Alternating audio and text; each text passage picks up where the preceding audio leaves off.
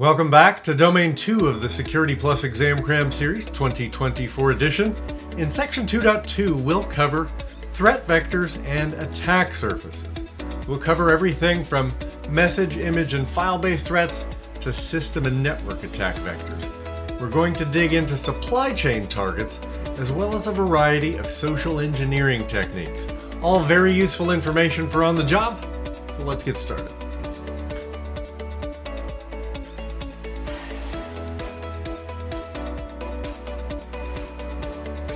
Welcome back to the Security Plus Exam Cram Series 2024 edition. And in our continuing coverage of Domain 2, we'll focus on Section 2.2, Threat Vectors and Attack Surfaces. More specifically, the syllabus asks us to explain common threat vectors and attack surfaces across a variety of services. So we'll look at these two concepts in the context of message-based services, image, file, and voice, removable devices, software and systems, networks, open ports and default credentials, and the supply chain, which is really receiving heightened focus in 2023 and 2024, and wrap up with coverage of the human vector, social engineering, covering a range of topics here from phishing to business email compromise, misinformation and disinformation, and a few areas you may not be familiar with, like pretexting, watering hole attacks, and typo squatting. But before we dive in, I want to begin with the definition of a threat vector and an attack surface and how the two are related. So we'll start with the threat vector, which is a method or combination of methods that attackers use to gain unauthorized access to a computer system, network, or data. Think of a threat vector as the pathway an attacker takes to exploit a vulnerability. A few examples would be phishing emails, malware and attachments, unpatched software vulnerabilities, or social engineering tactics. And then we have the attack surface, which is the sum total of all possible entry points that an attacker can exploit to gain access to a system. It's really the broader landscape of weaknesses an organization or individual presents. A larger attack surface means there are more potential threat vectors attackers can utilize. So the attack surface really represents our vulnerabilities. Unsecured devices, weak passwords, open service ports, outdated software, a reliance on untrusted sources. So let's bring these together in an analogy, an example if you will. So imagine a castle. The threat vector would be a specific way to breach the castle, like scaling a weak wall or bribing a guard. The attack surface would be the entire castle itself, including all its walls, gates, and potential weaknesses, like that guard we bribed. So how are these related? Well, the stronger the castle's defenses, the smaller the attack surface will be. And the fewer effective ways, the fewer threat vectors attackers will have to breach it. We'll start with message-based services, so email. Threat vectors here include phishing emails with malicious attachments or links, spam containing malware, and email spoofing for social engineering attacks. Your attack surfaces here include unprotected email accounts, weak passwords, lack of multi-factor authentication, poorly configured email filters. Your modern email security will typically evaluate and execute URLs and attachments to make sure they're safe, and they will typically rely on external threat intelligence to identify potentially malicious resources in near real time. Also in the message-based category, we have SMS, or short message service. So threat vectors here include SMS-based phishing attacks called smishing attacks with malicious links, and SIM swapping for account takeover. SIM swapping, where someone basically gets a new SIM, your SIM, and puts it into a different phone, has been executed many times in the real world, with techniques as simple as walking into a mobile shop and a bad actor convincing a clerk that they are you. Attack surfaces here include unsecured mobile devices, weak SMS verification processes, and even just lack of user awareness about smishing threats. In a bit of good news, your mobile providers almost all offer free software to help reduce the smishing threat, to basically identify these malicious text messages and to divert them from your inbox, so to speak. Still in the message-based category, we have instant messages, so malicious links or files shared with IM chats, social engineering attacks impersonating your contacts, all very common, and we see these across a variety of instant messaging platforms, including into the instant messaging channel on some of your social media providers. Your attack surfaces here are unencrypted IM platforms or a lack of user access controls within your instant messaging applications. It's nice to be able to configure privacy if you want, so maybe only your deliberate contacts can see your contact information, but that's not always easily configurable on these platforms. Moving on to image-based threats. Threat vectors here include steganography, hiding malware within images, phishing attacks using fake images to lure victims, becoming increasingly common. Our attack surfaces here include downloading images from untrusted sources, opening attachments without proper scanning. You really see here the underlying threat is human-driven, right? And image-based generative AI is fueling a massive expansion of the fake image threat. Services like DALL-E, Midjourney, just to name a couple. But those two and many others have made generating very realistic and interesting fake images a very easy task. Next, we have the file-based threat. So malware hidden within files, your documents or your executables, and zero-day vulnerabilities exploited through file attachments. Your attack surfaces here include downloading files from untrusted sources, opening attachments without proper scanning, outdated software with unpatched vulnerabilities, all fixable with user awareness training, good software hygiene, making sure we configure proper email scanning. You definitely want to be familiar with the countermeasures that protect against common threat vectors, and we'll cover those throughout this series. Next, we have the voice call.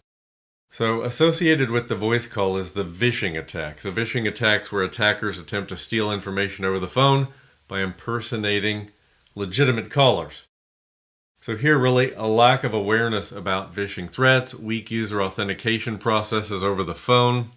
And what really makes this dangerous is the proliferation of AI-based voice deepfake attacks. They make stop and verify a necessity. We have seen a multi-million-dollar corporate heist in the real world where a manager began transferring money for an acquisition ordered by a person on the other end of the phone he thought was his manager, when in fact it was an AI-based deepfake perpetrated by a bad actor, giving him their bank account and resulting in a multi-million-dollar loss that has not been solved to this day. And if that individual had the training and the presence of mind to stop and ask to call his boss back so he could verify by initiating the verification to a known good phone number, that could have been avoided entirely. This is a threat vector we're going to see grow significantly in the coming months and years, I believe. Next, we have the removable device. This is where we see malware spread through infected USB drives or external hard drives. Our attack surfaces here include unrestricted use of personal USB drives on work computers and a lack of device scanning procedures. So defense in depth can help. Certainly user awareness training to make sure employees don't bring personal USB drives to work, but we can implement policies to prevent the use of personal USB drives, and if we don't, we can still scan any device that's plugged into a system. So again, a layered defense in depth. Then we have vulnerable software. So in the client-based category, threat vectors include unpatched software with known vulnerabilities and outdated applications with security flaws. The outdated operating systems and applications, the lack of automated software update processes. Really, good software hygiene is the fix here. Keep up with version upgrades and security patches. Easy peasy. Also in the category of vulnerable software, we have agentless software. So here, the threat is exploiting vulnerabilities in the main software that doesn't require a separate agent for infection. So while the attack surface is less configurability, limited patching options, and increased reliance on the vendor security are all risks. Agentless is attractive because there's nothing for us to deploy and the resource footprint is often less, but it definitely comes with some potential downsides. So you'll definitely want to discuss these concerns with the software vendor, preferably before adoption. Next, we have unsupported systems and applications, so legacy applications, legacy systems. Your primary threat vector here is attackers targeting known vulnerabilities in unsupported software where security patches are unavailable, oftentimes.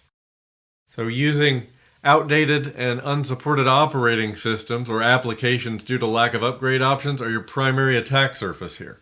So even if the organization just can't deal with getting to a new version of the software, what they can do is look at network segmentation or isolation to reduce the threat, to reduce the exposure.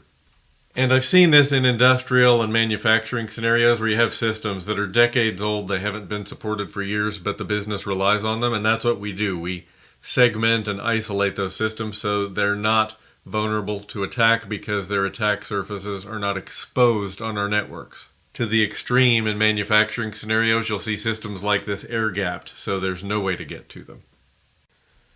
Next, we have the Unsecure Networks category. So let's start with wireless. Threat vectors here would include man-in-the-middle attacks on unencrypted Wi-Fi networks or eavesdropping on network traffic. So our attack surfaces here include connecting to public Wi-Fi networks without a VPN or using weak encryption protocols on wireless networks. So if we minimize our use of public Wi-Fi and keep access points updated and patched, so we're using modern protocols and we don't leave our passwords at default, we should be in good shape. In the wired category, your threat vectors here include physical access to a wired network for unauthorized access or malware spreading through a network.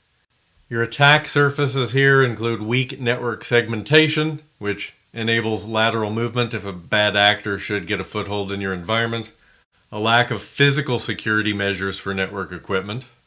So earlier in the series, we talked about physical security and the fact that there is no security without physical security. If I can get into that wiring closet where the network devices live, there's no amount of logical security that's going to help. But from a logical controls perspective, network segmentation or micro-segmentation are key defenses. If we put systems that need to communicate into the same segment whenever possible and prevent systems that don't need to communicate with those from entering that segment, that's going to be an effective defense. And to close out the unsecure networks category, we have Bluetooth. So your primary threat vector here is Bluetooth hijacking for data theft or malware infection, and your potential threats here can range from annoyance attacks to full device takeover. The attack surface here is unidentified or unsecured Bluetooth connections, leaving Bluetooth enabled on devices even when they're not in use, which is a no-no. Training your users to make sure that they only turn Bluetooth on when they need it, for example, if they're connecting a wireless headset. Next, we have open service ports. So your primary threat vector here are attackers exploiting known vulnerabilities in exposed services running on specific ports. So if you leave HTTP, unencrypted HTTP running on port 80, bad actors will find that through a port scan. If you leave RDP, remote desktop protocol, running and available to the internet for IT staff to connect for support purposes, bad actors will find that in a port scan.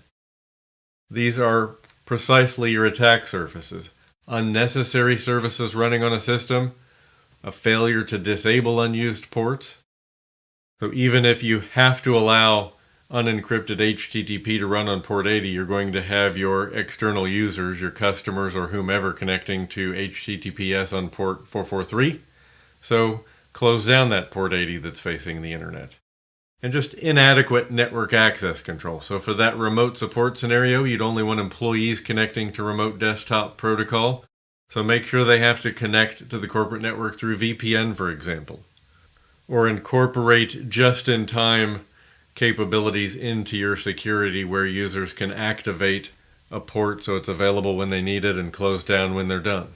We call that just-in-time or JIT access. You'll find several cloud offerings out there that give you that sort of capability with the major cloud service providers. Next, we have default credentials, where your threat vector is brute force attack to guess default usernames and passwords for system access. And if through a network probe, that bad actor can get your device to respond maybe with a banner to tell them what kind of device it is, they might not even need brute force. Your attack surface is here, leaving devices or applications with default credentials, a lack of strong password policies generally. Next, we have the supply chain, and managed service providers, vendors, and suppliers are all cited on the exam syllabus. And at a high level, our primary threat vector here is compromised systems, software, or services within a supplier's network, leading to attacks on their clients. Which of those is the culprit, of course, depends on the type of MSP, vendor, or supplier we're dealing with. But our attack surface here, our risk, is a lack of vendor risk management, or limited visibility into the vulnerabilities and security practices of our third-party providers. If it's a cloud service provider like a Microsoft Azure or Amazon's AWS, they will provide us on demand with a SOC 2 Type 2 audit. They'll provide ISO 27001 audit where we can look at their services to see that they are compliant in a measurable, reliable way. But even if you have, good vendor risk management in place with some third parties, like a third-party consulting company, you may only have their self-attestation to go on when they say that they practice good security hygiene on their consultants' laptops, for example. But at the end of the day, the risk here is direct or indirect exposure to all of a vendor's vulnerabilities. And in the extreme, we see a breach, as we saw with Solarigate with SolarWinds, where the software itself was infected, which meant that the threat, the breach, quietly made its way from the vendor into the customers on a mass scale. So before we get into the social engineering category, I want to talk through the principles of social engineering. And there are 6 or 7 depending on who you talk to. So we'll look at the principles behind successful social engineering attacks. So we have authority, basically citing position, responsibility, or affiliation that grants the attacker the authority to make the request. Intimidation, suggesting you may face negative outcomes if you don't facilitate access or initiate a process. Consensus, claiming that someone in a similar position or a peer has carried out the same task in the past.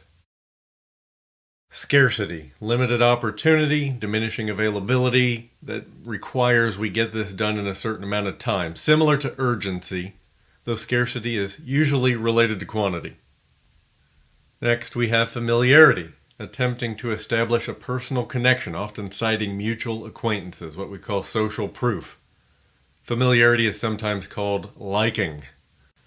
Then there's trust, citing knowledge and experience, assisting the target with an issue to establish a relationship. And finally, urgency, time sensitivity that demands immediate action, similar to scarcity but generally time-based. You will often see urgency and scarcity used together in social engineering-based attacks. So all of these principles factor in to delivering a successful social engineering attack, which is an attempt by an attacker to convince someone to provide information, like a password, or to perform an action they wouldn't normally perform, like clicking on a malicious link. Social engineers may try to gain access to IT infrastructure or even the physical facility. But they're using those social engineering principles to get a user to abandon their normal thinking, to go outside of company policy or process. And to set the stage for our first social engineering concept, I want to touch on phishing, which is commonly used to trick users into giving up their personal info like their passwords or to click a link. So that's an email-based attack. And we have spear phishing, which targets a specific group of users. So the phishing attempt may be a little more difficult to detect because it was crafted for a specific group. Whaling, which targets typically high-level executives, or really any high-value target. And then 2 we talked about earlier, vishing, which is voice phishing, it's phone-based, and smishing, which uses SMS or text messaging on mobile.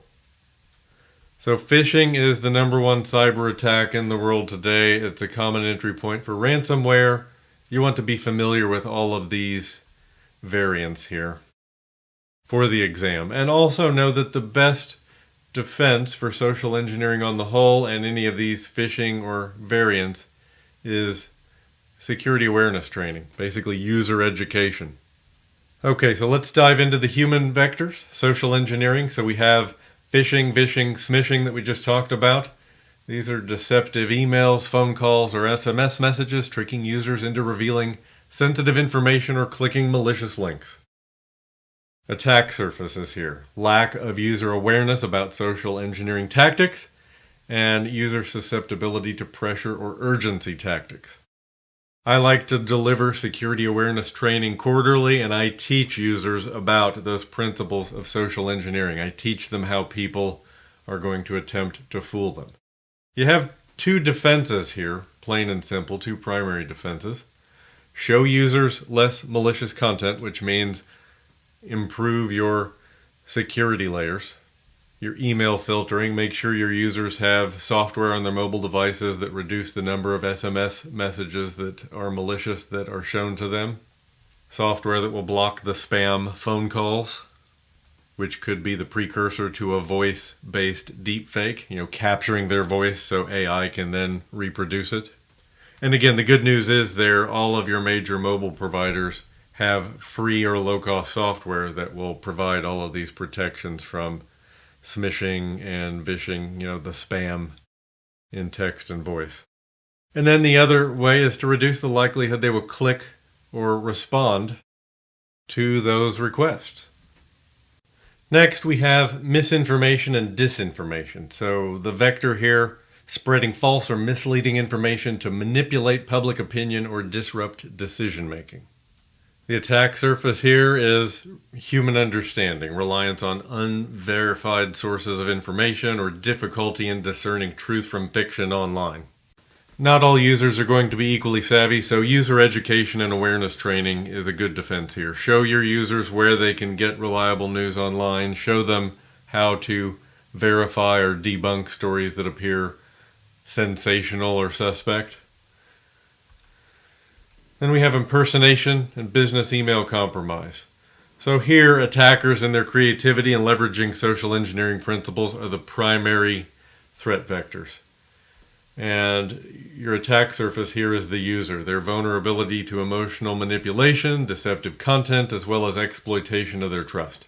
Generative AI has made attacks in the area of email much more difficult to detect. Although on the flip side, when you have an impersonation attack, an impersonation attempt, the email usually comes with a known employee name like the CEO, but from an unfamiliar address, and your email systems in the cloud like Microsoft Exchange Online, for example, will increasingly give you some indication that even though it looks like it came from the CEO, it came from an address that you don't normally see. But in terms of the quality of these attacks, generative AI has made it more difficult to detect because generative AI, like a ChatGPT, will write good English emails for attackers that don't even speak English. Next, we have pretexting, and I wanted to give you a little background before we get into the threat vectors and attack surface there. So in a pretexting attack, an attacker tries to convince a victim to give up information of value or access to a system. The distinguishing feature here is that the attacker develops a story or a pretext in order to fool the victim. The pretext often leans on establishing authority for the attacker as someone who should have access to the information. The pretext often includes a character played by the scam artist and a plausible situation in which that character needs access to the information. And to that end, pretexting was called out on the syllabus in the human vector social engineering category. So it's deceptive communication where an attacker invents a scenario, that pretext, to gain a victim's trust and extract information or access. The attack surface here is, in many senses, procedural, so a lack of verification procedures for callers or requests, or a user willingness to help without proper caution. So those social engineering principles definitely factor in here, but teaching users to pause and verify can reduce the risk. So as part of that awareness training, when a user gets an unusual request that's going around a process, they should learn to pause and go verify. If they have to call a third party within the company, a manager or someone, to verify that it's okay they're doing what they're doing, or if this is a request from a direct superior and they simply need to verify it is who they believe it is, they can hang up the phone and call them back. But in either case, when it comes to user awareness training today, there's a lot of value in teaching users to pause and verify when they're going out of band, outside of policy and procedure. Next, we have the watering hole. So the threat vector here, when attackers compromise a legitimate website frequently visited by a target group, it's the watering hole. And when victims visit the compromised site, they become infected with malware or have their credentials stolen.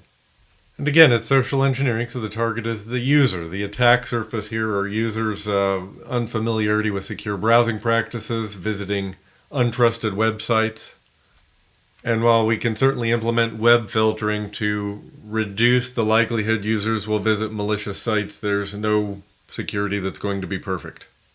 So the best defense there is going to be a combination of appropriate filtering, web filtering, email filtering to check those malicious URLs, and well-trained users through security awareness training. Then we have brand impersonation. This is where attackers create websites, social media accounts, or emails that closely resemble those of a legitimate brand to trick victims into revealing personal information or clicking malicious links. This often comes down to a simple lack of attention to detail when interacting with online content, not verifying the legitimacy of a website or a vendor. And there are some protections for this. Certainly user awareness training first and foremost, but in email systems, most corporate environments today implement a banner on every external email that comes in that tells the user in big red text, this email came from an external source, review it carefully. We don't have quite the same capability in a website, though URL link validation is available in some of your better email scanning and filtering systems. Last on the list is typo squatting, but to give you just a bit of background here, typo squatting is a form of cyber squatting, sitting on sites under someone else's brand or copyright, and targeting users who type an incorrect web address. So basically minor misspellings and the like. This is sometimes called URL hijacking. It may involve misspellings or the use of Cyrillic characters. These attacks often employ a drive-by download that can infect a device even if the user does not click anything.